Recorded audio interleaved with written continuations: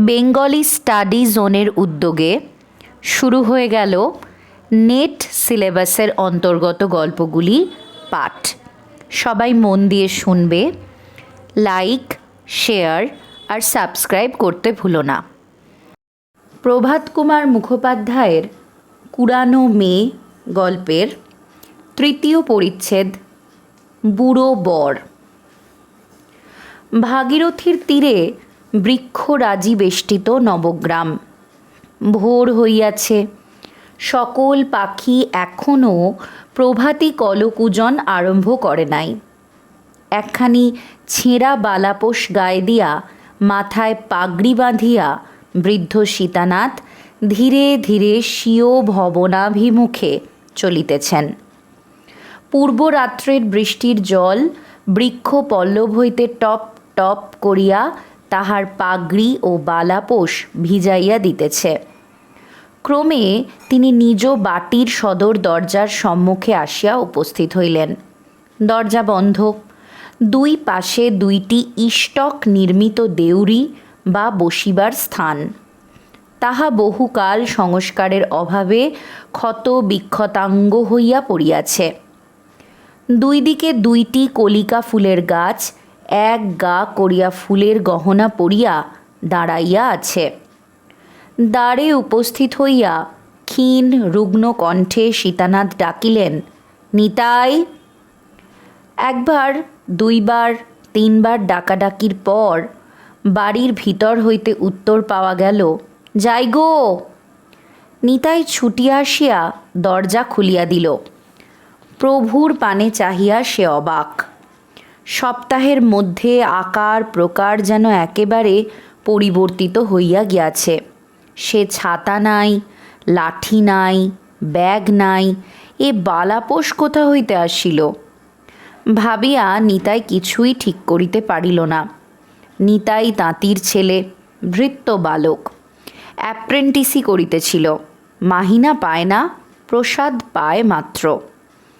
সীতানাথ জিজ্ঞাসা করিলেন, কিরে নিতাই, বাড়ির সব ভালো? নিতাই বলিল, ভালো। আপনার লাঠি আর ছাতা কই? বৃদ্ধ অতি করুণভাবে নিতাইয়ের প্রতি নেত্রপাত করিলেন। নিতাই বলিল, ফেলে এসেছেন বুঝি? বৃদ্ধ কাঁদো কাঁদো হইয়া বলিলেন, হা নিতাই, সে গেছে। পাকা বাঁশের লাঠি গাছটির উপর নিতাইয়ের অনেক দিন হইতে লোভ পড়িয়াছিল।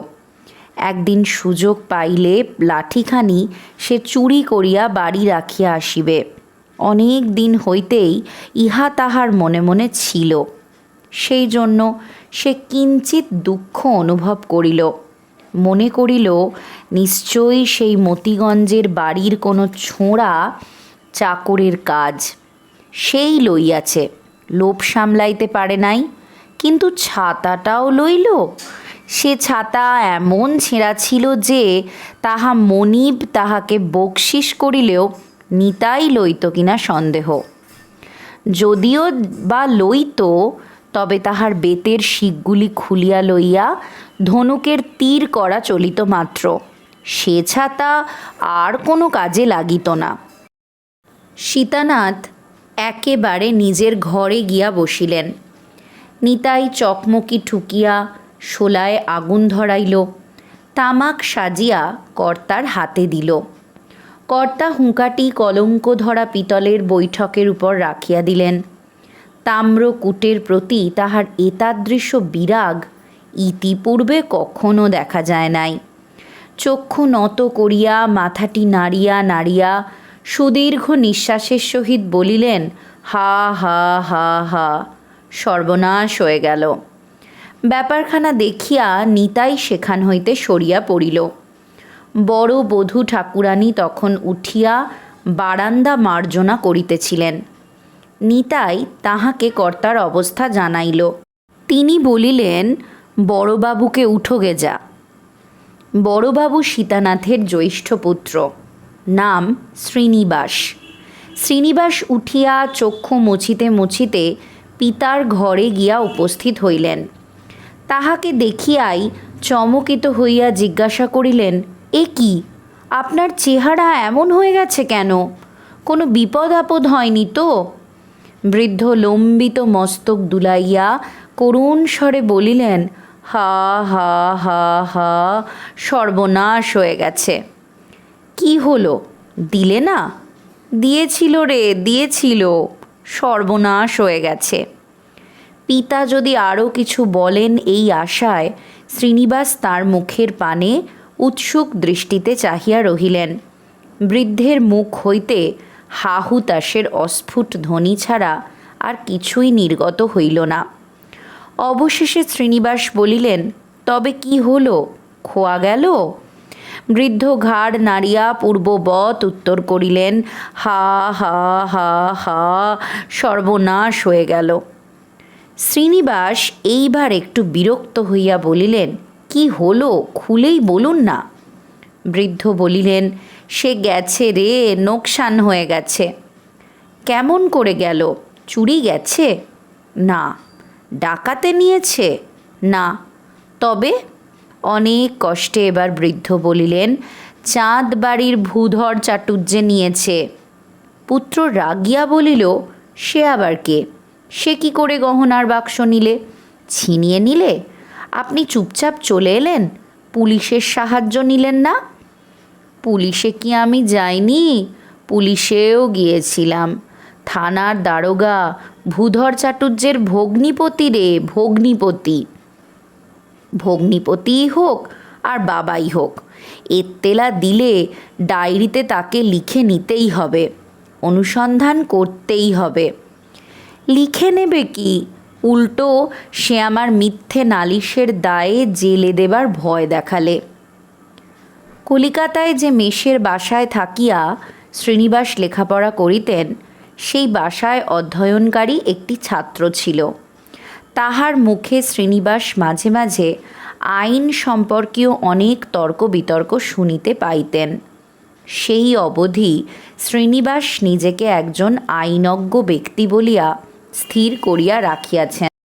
নগদ ৮ আনা খরচ করিয়া একখানি মোক্তার গাইড পুস্তক ক্রয় করিয়াছেন।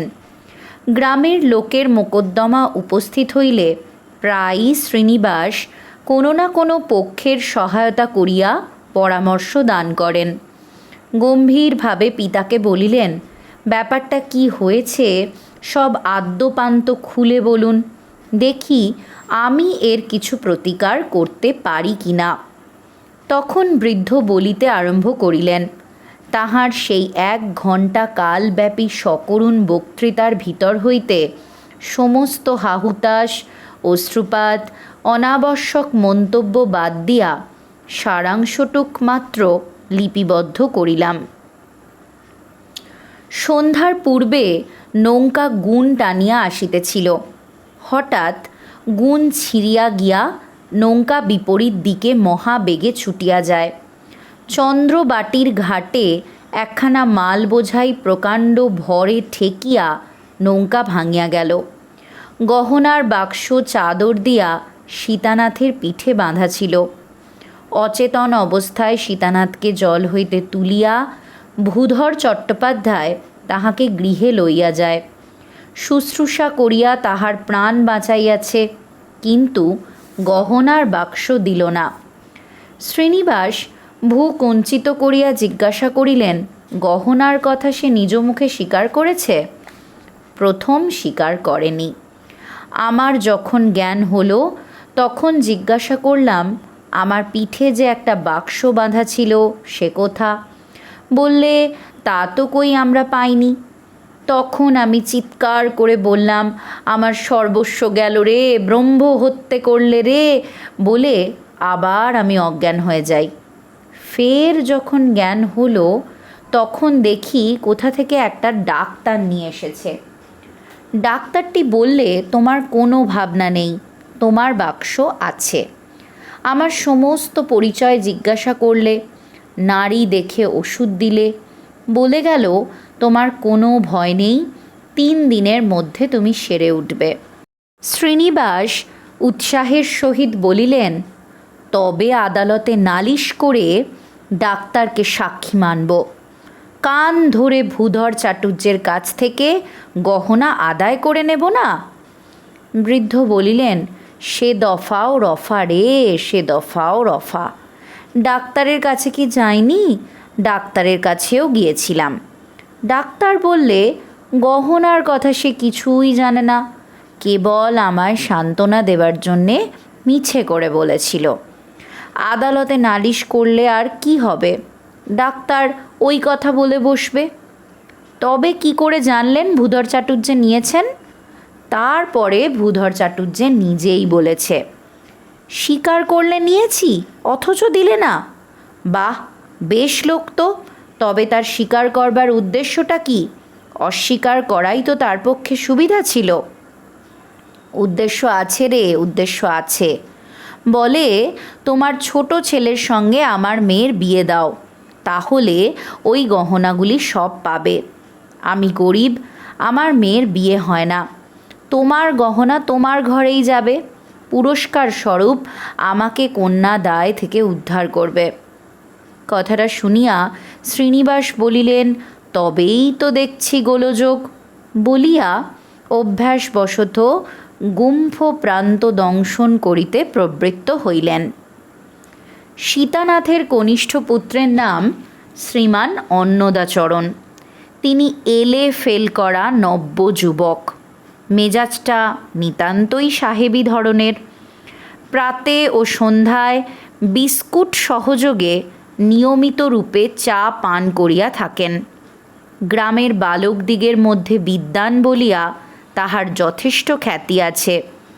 চেহারাটি দিব্য, রবীন্দ্রীয় কেশ দাম তাহার কমনীয় মুখ সৌন্দর্য বহু গুণ বর্ধিত করিয়াছিল। স্ত্রী বিয়োগের পর তিনি বিস্তর কবিত্ব প্রকাশ করিয়া ভগ্ন হৃদয়ের মহাশোকাস্ত্র নামধেয় একটি চটি কবিতা পুস্তক প্রণয়ন ও প্রকাশ করিয়াছেন। যতবার বিবাহের প্রস্তাব আসিয়াছে অবজ্ঞা ভরে প্রত্যাখ্যান করিয়াছেন। বন্ধু সমাজে পত্নী বৎসল বলিয়া তাহার সম্মানের আর সীমা নাই। তাহাকে এ বিবাহে রাজি করা যাইবে এমন কোনো আশা ছিল না। তাই শ্রীনিবাস বলিয়াছিলেন, তবেই তো দেখছি গোলযোগ। বৃদ্ধ বলিলেন, দেখ চেষ্টা করে, বলে কয়ে দেখ, নইলে বুড়ো বয়সে অতগুলি টাকার গহনার শোক আমি সহ্য করতে পারবো না। আমি মারা যাব। ওকে বলো বিবাহ না করলে পিতৃহত্যার পাপ ওকে লাগবে। অন্নদার চারিটি দাদা। অন্নদাকে পাকড়াও করিয়া আনিয়া তাহাকে ঘিরিয়া বসিলেন। সমস্ত দিন ধরিয়া কত রকমে তাহাকে বুঝাইলেন, কত মিনতি করিলেন, তর্ক করিলেন, রাগ করিলেন, কিছুতেই অন্নদার মন টলিল না। অন্নদার অন্তরঙ্গ বন্ধুবান্ধবগণকে খোসামত করিয়া তাহাদের দ্বারায় অনুরোধ চলিতে লাগিল। পুনর্বার দ্বার গ্রহণের বিরুদ্ধে অন্নদা যত প্রকার যুক্তির অবতারণা করিল, তাহার বন্ধুরা সেগুলি যখন যেরূপ সুবিধা হইল সুতর্ক বা বিতর্কের সাহায্যে একে একে খণ্ডন করিল। কাজের কথা ছাড়িয়া যখন ভাবের কথা আসিয়া পড়িল, তখন তাহারা বিজয়ীর মতো অবজ্ঞা হাস্য করিয়া চতুর্দিক হইতে শোক বিহবল মৃত পত্নীকের দ্বিতীয় দ্বারগ্রহণের অজস্র উদাহরণ আনিয়া স্তূপীকৃত করিল। দেখো অমুক স্ত্রী বিয়োগের পর সন্ন্যাসী হইয়া গৃহত্যাগ করিয়া গেল, বনে জঙ্গলে পাহাড়ে পাহাড়ে লোটা কম্বল কাঁধে ঘুরিয়া বেড়াইল, কিন্তু 1 বৎসর যাইতে না যাইতে ফিরিয়া আসিয়া নিজে মেয়ে দেখিয়া বিবাহ করিল। দেখো অমুক স্ত্রী বিয়োগের পর একজন যশস্বী কবি হইয়া পড়িল, বঙ্কিম বাবু হইতে আরম্ভ করিয়া দেশশুদ্ধ সকলেই সমস্বরে বলিল, বাঙ্গালা ভাষায় একখানা কাব্য জন্মিয়াছে বটে, কিন্তু সেই আবার একটা আধটা নয়, 2টা বিবাহ করিল। ইত্যাদি প্রকারের যুক্তি তর্ক সমরে অন্নদা শেষে পরাজয় স্বীকার করিল বটে, কিন্তু বিবাহ করিতে রাজি হইল না। এদিকে সময় নাই। ভূধর চট্টোপাধ্যায় 10 দিন মাত্র সময় দিয়াছিল। 20শে শ্রাবণ বিবাহের শেষ দিন। তাহার 3 দিন কাটিয়াছে, সপ্তাহ মাত্র বাকি। ছেলে যখন কিছুতেই রাজি হইল না, তখন বাপ বলিল, তবে আমি বিবাহ করিব। 2,000 টাকার গহনা আমি কোনো মতেই হাতছাড়া করিতে পারিব না। ইহাতে আমার কপালে যাহাই থাকুক। এই সংবাদ গ্রামে রাষ্ট্র হইবা মাত্র একটা মহা হাসি টিটকিরি পড়িয়া গেল। লোকে বলিল, গহনা হারানো, নৌকা উল্টানো সব ছলমাত্র। সুন্দরী যুবতী মেয়েটিকে দেখিয়া হারাইছে বুড়ার মন, আর উল্টাইছে বুড়ার বুদ্ধিশুদ্ধি। কেহ বলিল, বুড়াকে চেনা ভার, দুধটুকু মরিয়া ক্ষীরটুকু হইয়া আছে। কেহ বলিল, একখানা দীনবন্ধু মিত্রের বিয়ে পাগলা বুড়ো নাটক কিনিয়া উহাকে প্রেজেন্ট করো। কেহ বলিল, বুড়ার প্রাণের ভিতরটা যে এমন করিয়া হামাগুড়ি দিতেছে, তাহা তো আমরা জানিতাম না। একজন গান বাঁধিতে জানিত। সে বহু লোকের অনুরোধে এই উপলক্ষে কয়েকটা মজাদার গান বাঁধিয়া দিল। যাহারা সমাজের বিজ্ঞ লোক বলিয়া খ্যাত, তাহাদের 2-1 আসিয়া সীতানাথকে বলিলেন, মুকুজ্জে মশাই, আপনি তো বিবাহ করতে যাচ্ছেন, তারা যদি আপনাকে মেয়ে না দেয়? আপনি কিঞ্চিত বয়সপ্রাপ্ত হয়েছেন কিনা, মেয়ে হঠাৎ দিতে সম্মত নাও হতে পারে। সীতানাথ বলিলেন, ও হারামজাদা যে বিবাহ করবে না, তা আমি আগে থেকেই জানতাম। ছেলে যদি বিবাহ না করে, তবে আমি বিবাহ করলেও অলংকার দেবে বলেছে। পেল্লায় মেয়ে এত বড়, অর্থাভাবে আজও বিবাহ হয়নি, তাদের আর জাত থাকে না। যুবা বুড়ার বিচার করলে তাদের কি করে চলবে? পাড়ার লোকের, গ্রামের লোকের যতই আমোদ হোক, বাড়ির লোকের মাথায় একথা শুনিয়া যেন বজ্রাঘাত হইল। 4 ছেলে 4 বধূ ভাবিয়া ব্যাকুল হইয়া উঠিল। তাহারা শতপরত নানা উপায়ে নানা প্রকারে বুড়াকে বুঝাইতে লাগিল। সীতানাথ বলিলেন, দেখো, আমার বিবাহ করবার কিছু মাত্র প্রয়োজন নেই। তোমরা অন্নদাকে রাজি করো, আমি ছেলের বিবাহ দিয়ে সোনার চাঁদ বউ ঘরে আনি। অন্নদা বেচারি কিয়ৎ পরিমাণে রেহাই পাইয়াছিল। এই কথার পর দ্বিগুণ উৎসাহের সহিত আবার তাহার উপর উৎপীড়ন আরম্ভ হইল। শেষে অন্নদা চোখ মুখ লাল করিয়া রাগিয়া বলিল, তোমরা যদি আমাকে এমন করে দিক করবে, তবে আমি বিরাগী হয়ে একদিক পানে চলে যাব। বড় বধূ রাগিয়া বলিলেন, ঢের দেখেছি ঠাকুরপো, এই বয়সে কত দেখলাম, বাঁচি তো আরও কত দেখব। এখন এরকম করছো, কিন্তু শেষ রক্ষে হলে হয়। 24শে শ্রাবণ। বিবাহের আর 5 দিন মাত্র বাকি। সীতানাথ টাকা কড়ি লইয়া কলিকাতায় গেলেন। বলিয়া গেলেন, আবশ্যকীয় জিনিসপত্র কিনিয়া সেইখান হইতেই বিবাহ করিতে যাইবেন। বৃদ্ধ যাত্রা করিলে পর বাড়িতে নূতন করিয়া মহা গণ্ডগোল পড়িয়া গেল। ছোট বড় সকলেই অন্নদার প্রতি একেবারে খড়গহস্ত। প্রায় 10 বৎসর কাল গৃহিণীর মৃত্যু হইয়াছে। ছেলে মেয়ে নাতি পুতি ভরা সংসার। সীতানাথ আর দ্বার পরিগ্রহ করেন নাই, লোকেও সে পরামর্শ দেয় নাই। আজ 10 বৎসর কাল বড় বধূ ঘরের গৃহিণী। হঠাৎ নোলক পরা মূর্তিমতী উপদ্রবরূপিণী একটি কচি মেয়ে আসিয়া তাহার হস্ত হইতে গৃহস্থলীর শাসনদণ্ড কাড়িয়া লইবে, এ কল্পনা মাত্র নিতান্তই যন্ত্রণাদায়ক হইল। বড় বধূ আবার কাঁদিতে কাঁদিতে অন্নদাকে মিনতি করিতে আরম্ভ করিলেন। অনু, ভাই লক্ষ্মীটি, এখনও সময় আছে, এখনও বিবাহ করো, নইলে সোনার সংসার ছাড়ে খাড়ে যায়। অন্নদা হঠাৎ বলিল, দেখো বৌদিদি, আমি একটা মতলব স্থির করেছি। শুনলাম তারা বড় গরিব, তাই মেয়েটির বিয়ে হয় না।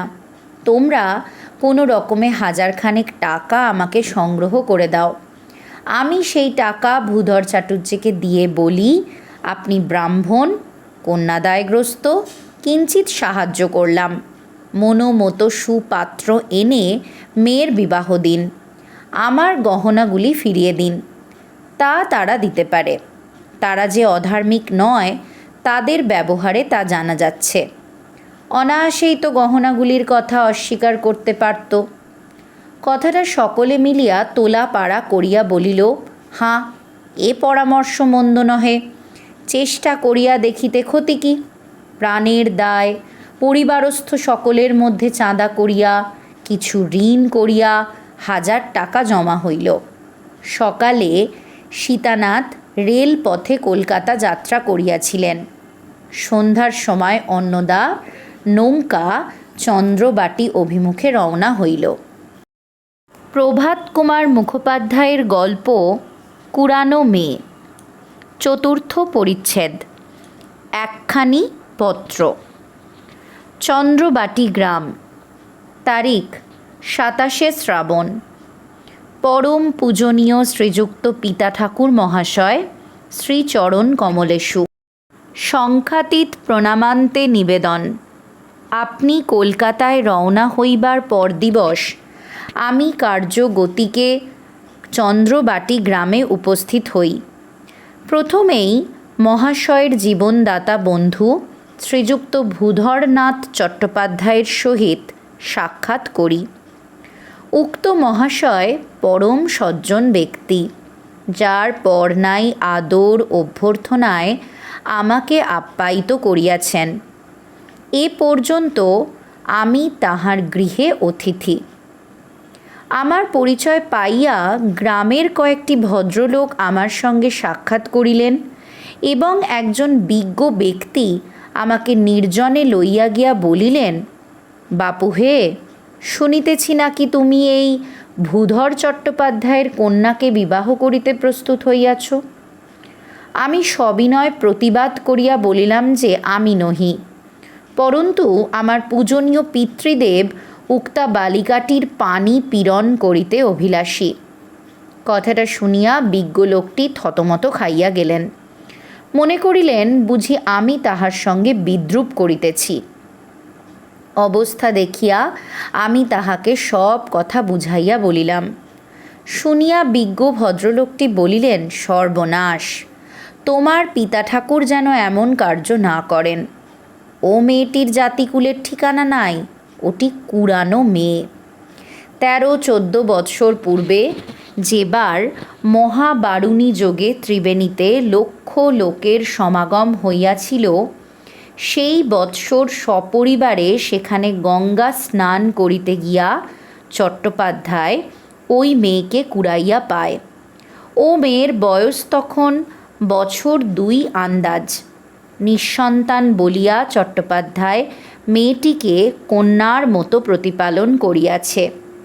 অনেকবার ও মেয়ের বিবাহেরও সম্বন্ধ হইয়াছিল, কিন্তু পাছে কোনো সৎ কুলীন ব্যক্তির জাতি নাশ হয়, এই আশঙ্কায় আমরা প্রতিবারেই বরপক্ষীয়গণকে সাবধান করিয়া দিয়াছি। তোমাদিগকেও সাবধান করিয়া দিলাম। মহাবারুণী যোগের সময় ত্রিবেণীর ঘাটে মেয়েটিকে কুড়াইয়া পাওয়া গিয়াছে শুনিয়া আমার মনে একটা সন্দেহ উপস্থিত হইয়াছিল।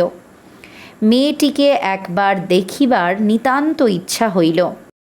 চট্টোপাধ্যায় মহাশয়কে বলিলাম, আমার পিতা ঠাকুর যখন আপনার কন্যার পানি গ্রহণার্থী হইয়াছেন, তখন মেয়েটিকে একবার দেখা আমার সর্বতোভাবে কর্তব্য। চট্টোপাধ্যায় কন্যাকে যথাসাধ্য বসন ভূষণে সাজাইয়া আমার সম্মুখীন করেন। মেয়েটিকে দেখিয়া আমি অত্যন্ত বিস্মিত হই। মুখখানি অবিকল আমাদের ছোট বধূর মতো। চট্টোপাধ্যায় মহাশয়কে জিজ্ঞাসা করিলাম মেয়েটির কোনো স্থায়ী রকমের ব্যাধি আছে কিনা। তিনি প্রথমত কিছুতেই কিছু স্বীকার করেন না। অনেক জেরা করিয়া বাহির করিলাম যে মাঝে মাঝে মেয়ের বুকে অম্লশূলের মতো একটা বেদনা দেখা যায়। 2 দিন কখনো বা 3 দিন বুক যায় শব্দ, তাহার পর ভালো হইয়া যায়। বৎসরে এরূপ 2-3 বার হইয়া থাকে। পূর্বে যাহা সন্দেহ করিয়াছিলাম তাহাই বিশ্বাসে পরিণত হইল। মেয়েটি আমার শ্যালিকা। হিসাব করিয়া দেখিলাম 13 বৎসর পূর্বেই আমার শ্বশ্রু ঠাকুরানী মেয়েটিকে ত্রিবেণীর ঘাটে হারাইয়া আসেন। তখন তাহার বয়স 2 বৎসর মাত্র। সপ্তাহ ধরিয়া ত্রিবেণীর চতুর্দিকে অনেক নিষ্ফল অনুসন্ধান হয়। মেয়েটির গায়ে অনেক সোনার গহনা ছিল।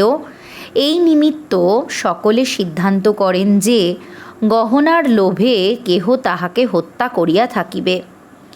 এই সমস্ত ইতিহাস আপনি অবশ্যই জ্ঞাত আছেন।